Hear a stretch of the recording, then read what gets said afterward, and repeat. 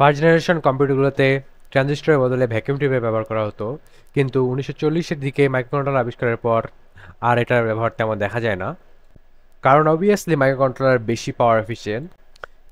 কিন্তু এখনও কিছু ক্ষেত্রে ভ্যাকুয়াম টিউবের টেকনোলজি ব্যবহার করা হয়, যেমন মাইক্রো ওভেনের ম্যাগনেট্রন অ্যান্ড সাম অ্যাম্পলিফায়ারে ব্যবহার করা হয় এটা। আজকে আমরা ম্যাগনেট্রন বা অ্যাম্পলিফায়ার নিয়ে আলোচনা করব না, আজকে আমরা আলোচনা করব ভ্যাকুয়াম টিউব নিয়ে। ভ্যাকুয়াম টিউব হলো সায়েন্সের একটা অনেক বড় ব্রেক থ্রু, কারণ এর মাধ্যমে আমরা মডার্ন যে ট্রানজিস্টর আইডিয়া আমাদের মাথায় আসে। এই ভিডিওতে আমরা জানবো যে ভ্যাকুয়াম টিউব কীভাবে কাজ করে, ভ্যাকুয়াম টিউব কে তৈরি করলো, কীভাবে তৈরি হলো, এসব। ভ্যাকুয়াম টিউব কীভাবে কাজ করে এটা জানতে হলে আমাদেরকে যেতে হবে 1975 সালে, যখন টমাস আলভা এডিসন প্রথম লাইট আবিষ্কার করে। লাইট আবিষ্কার করতে গিয়ে টমাস আলভা এডিসন লক্ষ্য করেন যে কারেন্টকে ট্রাভেলের জন্য ওয়্যারের মতো মিডিয়ামের প্রয়োজনীয়তা বাধ্যতামূলক না। তিনি দেখলেন যে লাইটের টাংস্টাইন যখন হিট হয় তখন ওখান থেকে ফ্রি ইলেকট্রন এমিট হয়। অতএব আমরা বলতে পারি যে কোনো মেটাল হিট হলে সেখান থেকে ফ্রি ইলেকট্রন এমিট করে। আর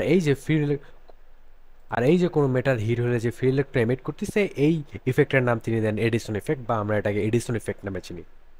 টমাস আলভা এডিসনের রোল এই পর্যন্তই ছিল, তিনি জাস্ট এইটাকে ব্যাখ্যা করেন এবং এটাকে এডিসন ইফেক্ট নাম দেন। এখন আমাদের ঘটনা শিফট হয় 1904 সালে জন এ ফিলেমি এর কাছে। তিনি মূলত ডায়োডের আবিষ্কার করেন। ডায়োডের ক্ষেত্রে হিটারের দিকটি ক্যাথোড এবং প্লেট উপরে পজিটিভ প্লেট আছে, তো হিটারের দিক থেকে ইলেকট্রনগুলো পজিটিভ প্লেটের দিকে যেত, কিন্তু পজিটিভ প্লেটের দিক থেকে ইলেকট্রন তো হিটারের দিকে আসবে না, সেক্ষেত্রে আমাদের একমুখী ইলেকট্রনের ফ্লো হচ্ছে, তো এই সেক্ষেত্রে আমাকে এটা ডায়োড বলতে পারি। মূলত এটিই তিনি আবিষ্কার করেন। এরপর ঘটনা শিফট হয় 1906 সালে লি ডি ফরেস্টের কাছে। তিনি মূলত এই ডায়োডের মধ্যে গ্রিড যুক্ত করেন। গ্রিড বলতে তিনি হিটার আর প্লেটের মাঝখানে একটি আলাদা জালির মতো ইউজ করেন। আমরা তো জানি যে সমধর্মী চার্জ একে অপরকে বিকর্ষণ করে এবং বিপরীতধর্মী চার্জ একে অপরকে আকর্ষণ করে, তো গ্রিড মূলত এই ফর্মুলাটাকে কাজে লাগাতো।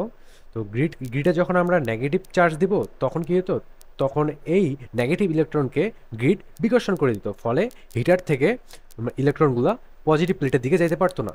কিন্তু যখন আমরা গ্রিডে পজিটিভ চার্জ দিতাম তখন ইলেকট্রনগুলো গ্রিডের দিকে আকর্ষিত হতো এবং গ্রিড থেকে অ্যানোডের দিকে যেত, ফলে এটা সুইচের মতো কাজ করতো। তো আমরা এখন কি করতে পারছি, আমরা জাস্ট গ্রিডের মধ্যে পজিটিভ বা নেগেটিভ ভোল্টেজ দেওয়ার মাধ্যমে আমরা এইটাকে কন্ট্রোল করতে পারছি। বলতে এক প্রকার সুইচ পেয়েছি, যে সুইচটা ইলেকট্রিক্যালভাবে কাজ করে ট্রানজিস্টরের মতো।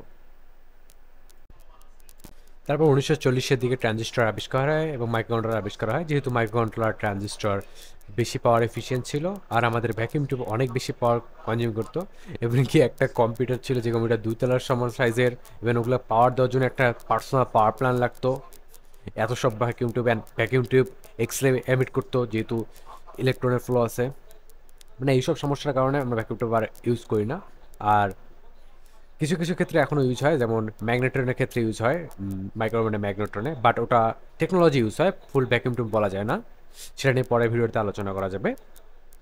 আর কিছু কিছু অ্যাম্পলিফায়ারেতে ইউজ হয় বর্তমানে। কোনো প্রশ্ন থাকলে কমেন্ট করতে পারেন।